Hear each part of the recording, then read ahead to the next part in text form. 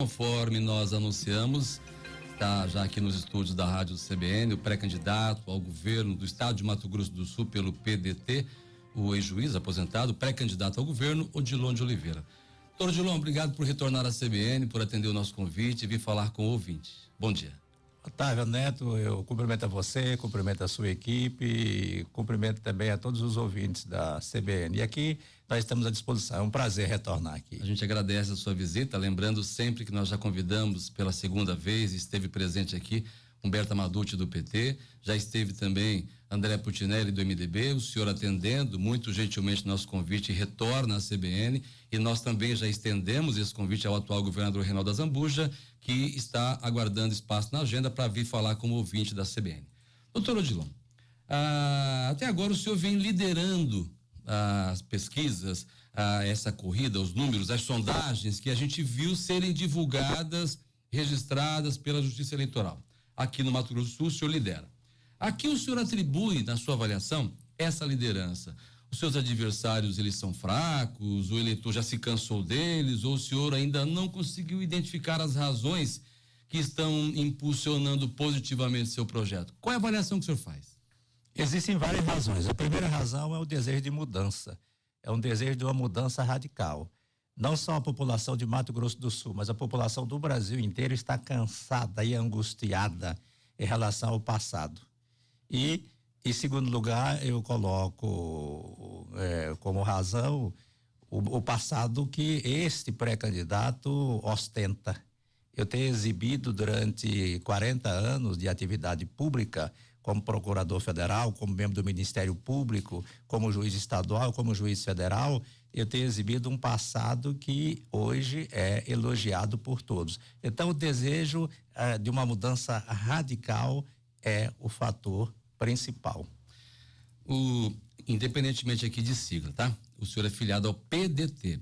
Historicamente, o partido mais alinhado com os pensamentos da esquerda, que inclusive foi base de apoio dos governos lá do PT. Mas eu quero perguntar para o cidadão Odilon de Oliveira, com que tipo de corrente política o senhor se identifica? Mais à esquerda ou mais à direita? Logicamente, nós nos identificamos com a corrente do bem. O meu partido, o PDT, ele é um partido que defende uma democracia de centro. Então, nós não podemos sustentar uma radicalidade. Quer dizer, o senhor é contra o radicalismo? Eu sou contra o radicalismo. Nós temos que defender ideias e o Brasil precisa de conciliação. O Brasil precisa de conciliação e o Brasil precisa de reconciliação.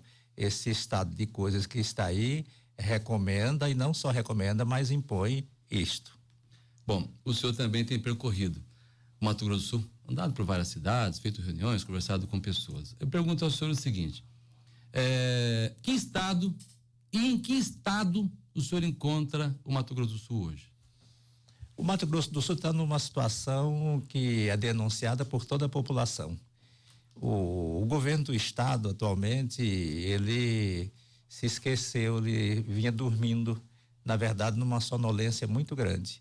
E o estado ficou parado durante esse tempo todo. E ele veio a se acordar exatamente agora porque surgiu no cenário político um novo nome. Um nome que vem, logicamente, ameaçando. As pessoas reclamam do mau estado de coisas? Reclamam do mau estado de coisas e a gente presencia. Eu percorri já quase todos os municípios, eu e minha equipe, exatamente fazendo contato, não só fazendo reuniões, mas observando também o estado de coisas. Estradas, escolas, a gente tem percorrido todas as escolas e temos visto, assim, uma situação que merece um choque de imediato. E a população tem reclamado muito sobre isto. Doutor, o país passou por uma crise recente, a greve dos caminhoneiros. Em resposta a essa reivindicação, que muita gente considera justa, o governo federal concedeu aí uma redução de imposto no diesel e alguns governos estaduais também responderam, como o governo estadual aqui de Mato Grosso do Sul também respondeu, diminuindo de 17% para 12% a alíquota do ICMS.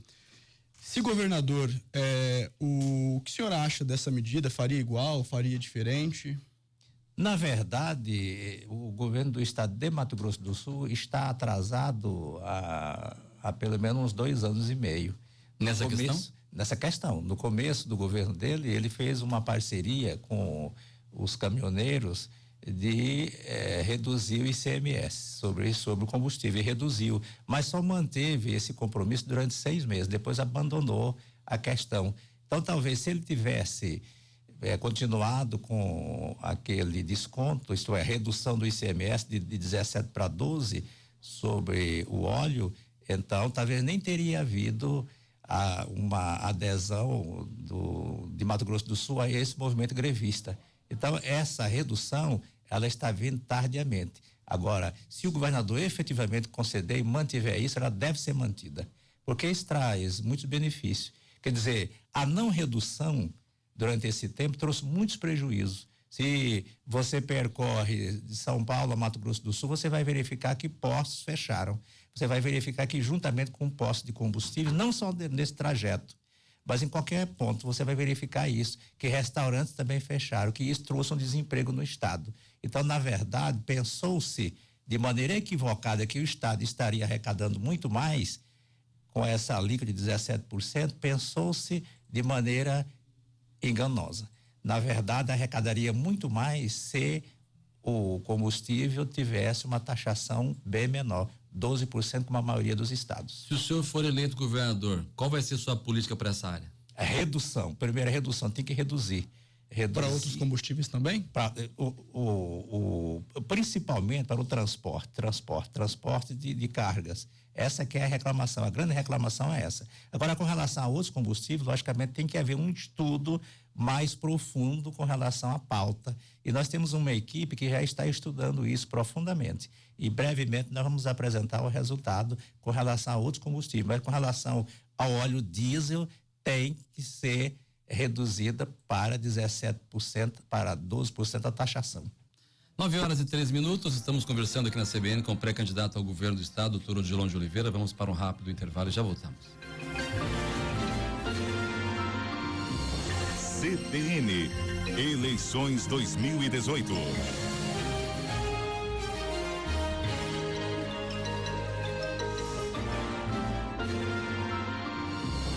CBN, eleições 2018. 9h16, a gente continua o bate-papo aqui com o pré-candidato ao governo do estado, doutor Odilon de Oliveira. Doutor Odilon, há alguns analistas políticos que a gente ouve por aí avaliam sua pré-candidatura ao governo como frágil, sem base política. Outros consideram inclusive a possibilidade do senhor nem mesmo chegar ao segundo turno, nem disputar a eleição. Como é que o senhor avalia essas avaliações que a gente vê pipocar na mídia? Eu acredito, aliás, tenho convicção absoluta de que isso parte de uma coisa chamada desespero. Então, se você for verificar a origem disso, a raiz disso está exatamente nos adversários. Na verdade, eu sou pré-candidato ao governo do estado e serei candidato ao governo do estado e tenho a convicção de que serei eleito.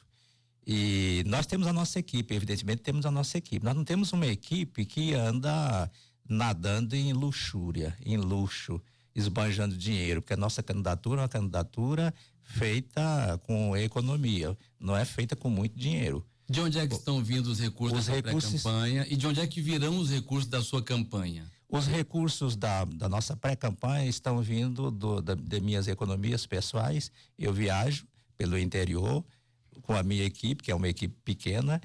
Essa equipe recebe a adesão de outros pré-candidatos e os pré-candidatos, cada um mantém a sua despesa, logicamente, certo?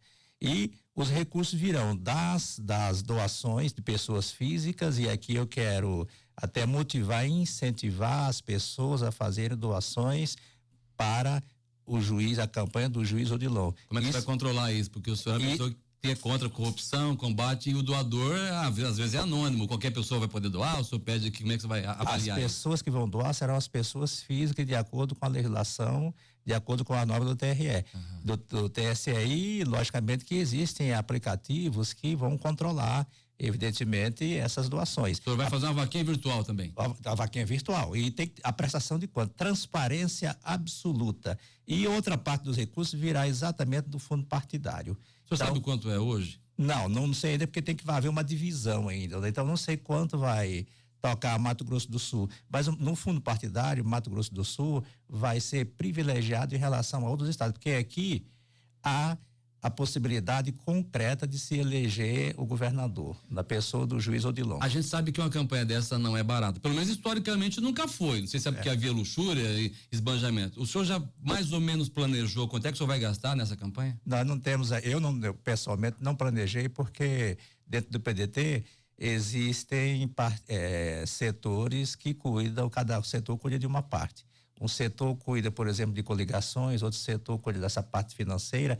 Então, o pré-candidato não se preocupa, nem deve se preocupar com isso. Nós nos preocupamos com contatos de natureza. Mas o senhor tem alguma preocupação com esses custos? Não, nós não temos preocupação, porque nós acreditamos, temos certeza de que a adesão, as doações vão bancar a tua campanha. Vão bancar a campanha, e as pessoas querem uma mudança.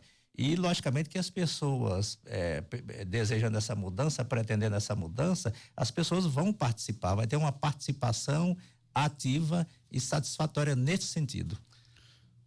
Doutor, muito se fala, algumas pessoas, né, que essa eleição aqui estadual, ela vai ser um pouco mais propositiva, vai ser menos agressiva, porque como nós temos 3 candidatos fortes e pode haver o segundo turno, quem for para o segundo turno vai aí angariar o apoio daquele que não foi e que teve sim muito voto, pelo menos se a gente levar em conta o que as pesquisas estão mostrando. O senhor concorda com esse tipo de pensamento? Acha que essas eleições aqui, elas serão um pouco menos agressivas? Isso já está acontecendo? Eu não posso garantir com relação aos demais candidatos, porque eu não posso falar por eles, mas eu posso garantir que da minha parte não haverá agressão, logicamente. Agora, legítima defesa vai haver. Eu tenho um passado limpo e poderão existir ataques através de fake news, de outros instrumentos, e nós estamos preparando uma equipe exatamente para uma atuação em absoluta legítima defesa, jamais atacando. Mas legítima defesa às vezes é preciso atacar, né? Preparado para isso. Temos que dar a resposta adequada, né? Fazer desmentido, isso nós temos que fazer. Como é que tem sido sua relação com a imprensa? A gente tem percebido algumas fake news aí que o senhor tem reclamado bastante, até acionado judicialmente. Como juiz, o senhor tinha uma relação com a imprensa de um jeito. Hoje, como político, a imprensa trata todos os políticos de uma maneira igual. O senhor está se adequando a isso? A minha postura sempre foi manter portas abertas para a imprensa. Eu, como juiz, durante décadas, eu sempre fiz isto. E agora, como pré-candidato, entrando na vida política, é a mesma coisa. Então, o relacionamento meu com a imprensa, se depender de mim, ele será um relacionamento de alto nível. Eu espero que a imprensa mantenha também um relacionamento de alto nível com a minha pessoa e, aliás, com a pessoa de todos os pré-candidatos. Como é que o senhor avalia essa questão da liberdade de imprensa? Como é que o senhor vê isso? A liberdade de imprensa, ela tem que ser total, tem que ser ampla. Você defende isso? Eu defendo a liberdade de imprensa, devemos defender a liberdade de imprensa, isso é a mola mestra da democracia. Não existe democracia sem liberdade de imprensa. Agora, o que não pode haver é abuso. Todos nós temos que trilhar, temos que caminhar dentro da lei, qualquer que seja a atividade profissional. E então, eu sempre fui e serei um ardoroso defensor da liberdade de imprensa e da liberdade de expressão também. Doutor Odilon, o senhor tem enfatizado que quer distância de pessoas, de homens públicos envolvidos com algum tipo de desvio de conduta em sua vida pública, etc. Isso é uma regra da sua vida pessoal, ou é uma regra que o senhor estabeleceu para esse momento político? É uma regra da minha vida pessoal. Eu sempre mantive minhas atividades, me mantive dentro da lei, daquilo que diz a lei. E durante essa preparação, durante aproximadamente 40 anos, eu me preparei e vou manter esse mesmo perfil, sustentar e conduzir essa mesma bandeira. Enquanto juiz, a interpretação da lei e as decisões, elas eram um pouco mais fáceis de fazer. Mas enquanto chefe de executivo, né, indo para outro poder, a gente imagina que decisões, ideias sejam mais difíceis de ser concretizadas porque depende da vontade de outras pessoas também, de assembleia, da população. Como o senhor pretende passar essa barreira, se adaptar a esse novo tipo de atuação na vida pública? Depende da Assembleia Legislativa e depende, sobretudo, de auxiliar e do secretariado. Logicamente que o conhecimento técnico, o preparo da pessoa e o comprometimento com os interesses do Estado, os interesses do país, isto vale bastante também. Agora, com relação à Assembleia Legislativa, evidentemente que não haverá conchave de maneira alguma. E eu quero até dizer também que não se sabe quais são aqueles que serão eleitos. A renovação, o grau de renovação, não se sabe. Em 2016 nós tivemos uma renovação muito grande. Tem partidos grandes que não elegeu nenhum prefeito. A renovação em Câmara de Vereadores foi muito grande. Na Assembleia Legislativa, ou nas Assembleias Legislativas dos Estados, a renovação vai ser muito grande também. Agora, o nosso governo será um governo de seriedade.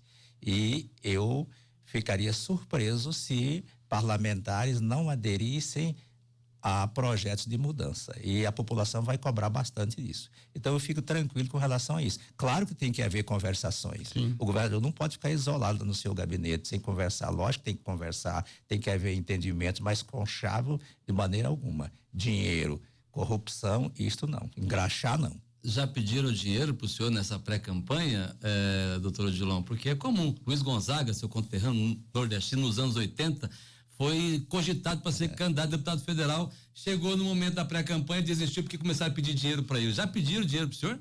Não, a gente recebe assim alguns pedidos de pessoas, mas são pessoas assim humildes, né, que pedem as coisas, e eu respondo. E os políticos já pediram? Respondo que eu não tenho dinheiro. Não, político não. Algum deputado estadual não, já eu procurou? acho bem difícil, assim, pela minha postura que eu sempre... É difícil negociar com o senhor? Se for negociação com base em tomar lá da cá, levar vantagem, é difícil. Eu acho difícil a pessoa chegar perto de mim e fazer uma proposta que envolva corrupção. Isso, de repente, deixou o senhor um pouco com um grupo muito reduzido? Essa é uma das causas, o senhor pode dizer se é? Pode influenciar também. Tem influenciado e está influenciando. Agora, o problema de grupo reduzido, primeiro, ainda é cedo para a gente formatar tudo, né? Nem todos os partidos, nem todos os candidatos, os pré-candidatos formataram a sua vida, o seu projeto ainda, com relação, por exemplo, à formação de lista para proporcionais, para majoritária e tal. Agora, isso faz parte da minha personalidade. Muito bem. Estamos conversando com o doutor Odilon de Oliveira, aqui na Rádio CBN. Você pode acompanhar ao vivo essa entrevista pela nossa fanpage no facebook.com/cbncg ou ouvir aí no seu aparelho de telefone celular, no cbncampogrande.com.br. Nós vamos para um rápido intervalo e já voltamos.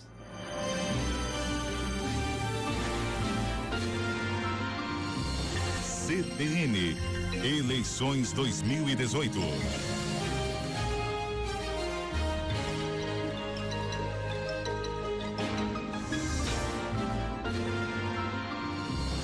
CBN, eleições 2018. Apresentação: Otávio Neto. Voltamos a conversar com o doutor Odilon de Oliveira, são 9h36, ele que é pré-candidato ao governo do estado de Mato Grosso do Sul pelo PDT. Doutor Odilon, João Leite Schmidt, presidente do seu partido, sentou aí na mesma cadeira que o senhor está e disse que a Zambuja e Putinelli vão se abraçar e se afogar juntos, foi o que ele disse pra gente aqui. Numa alusão a uma possível união entre MDB e PSDB nessas eleições contra o senhor. O senhor pensa igual o João Leite Schmidt? Eu penso. Os dois candidatos, o André e o Zambuja, eles têm muita coisa em comum, né?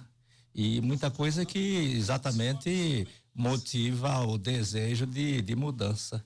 Não precisa dizer claramente o que significa isso, porque a população não é boba, a população é inteligente. E então, efetivamente, irão, se forem se abraçar, morrerão na praia. Eu ouvi de alguém o seguinte, naturalmente, os números mostram que o senhor vai para o segundo turno em mantendo essa sua condição de líder. No segundo turno, contra André Putinelli ou contra a Zambuja? Quem que o senhor acha que vai enfrentar o senhor? De acordo com as suas andanças e observação. Olha, não dá para adiantar. A gente já tem uma percepção bastante clara. Qual é a sua percepção? Quem vai enfrentar o senhor no segundo turno? Mas eu gostaria de não adiantar essa percepção. Agora, qualquer um não me assusta. Qualquer um que for para o segundo turno. Agora, não sei se vai haver segundo turno aqui no estado. Eu penso que não. Estou convicto que não haverá segundo turno. A minha imagem como político, ela é uma imagem nova. Eu sou muito conhecido como juiz federal, como magistrado. O senhor veio para ganhar no primeiro turno essa eleição? Vai para ganhar no primeiro turno. E nós estamos fazendo justamente essas andanças e temos a certeza absoluta de que esse percentual em meu favor nas pesquisas, ele vai aumentar muito quando o restante da população tomar conhecimento de que Odilon de Oliveira, juiz Odilon, efetivamente foi para a política, está na política. Isso vai aumentar, com certeza absoluta. Segundo turno, caso haja, o senhor está dizendo que não haver, o senhor pretende ganhar e percebe que vai ganhar no primeiro turno, mas em havendo o segundo turno, o senhor enfrente o candidato do PSDB, o senhor vai querer o apoio do candidato do MDB? Se for contra o senhor enfrentando a Zambuja, o senhor vai querer e vice-versa, ou seja, enfrentou André Putinelli, o senhor vai querer apoio da Zambuja ou o senhor vai querer sozinho, ficar sozinho? O que eu posso declarar nitidamente é que eu quero o apoio, irei querer, se houver segundo turno, o apoio de todos os eleitores, seja de um candidato, seja de outro. Com relação a esta questão em si, existe um grupo dentro do PDT que está fazendo exame a respeito de eventual segundo turno. Agora, o que nós queremos do nosso lado são pessoas ficha limpa.